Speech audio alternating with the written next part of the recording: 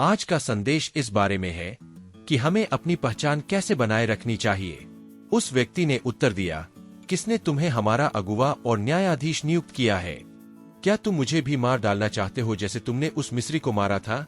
यह सुनकर मूसा डर गया और सोचने लगा, निश्चित ही यह बात सबको पता चल गई है। निर्गमन 2:14।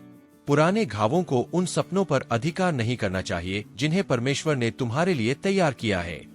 जब मूसा ने अपने जीवन के उद्देश्य की ओर यात्रा शुरू की, तो वह एक आंतरिक संघर्ष से जूझ रहा था कि वह वास्तव में कौन था। हालांकि परमेश्वर ने उसे अपने लोगों को अत्याचार से मुक्त कराने के लिए चुना था, मूसा अभी भी अपनी पहचान को लेकर संघर्ष कर रहा था। वह सही काम करना चाहता था और उसने किया भी, लेकिन गलत तरीके से, क्योंकि वह अब तक यह नहीं जानता था कि वह सच में कौन है।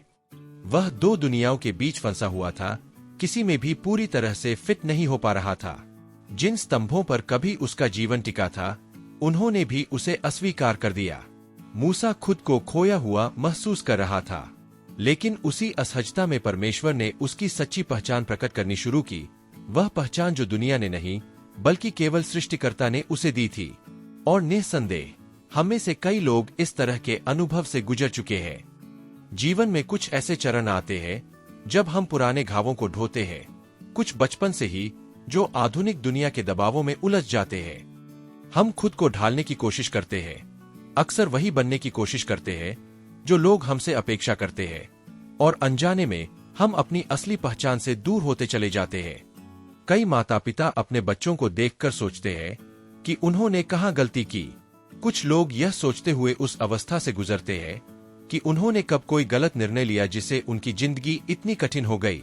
वहीं कुछ लोग इतने आहत होते हैं कि उन्हें लगता है कि जीवन का कोई अर्थ ही नहीं है, सब कुछ बस एक संयोग है और इस दुनिया में उनका कोई स्थान नहीं है। लेकिन मैं तुम्हें एक बात याद दिलाना चाहता हूँ, इससे फर्क नहीं पड़ता कि तुम्हारी उम्र क्या है या तुम कितना बोझ ढो रहे हो, अभी भी समय है खुद को ईमानदारी से देखने का, अपने मार्ग पर लौटने का और उस पहचान से फिर से जुड़ने का जो परमेश्वर ने तुम्हारे लिए सोची है।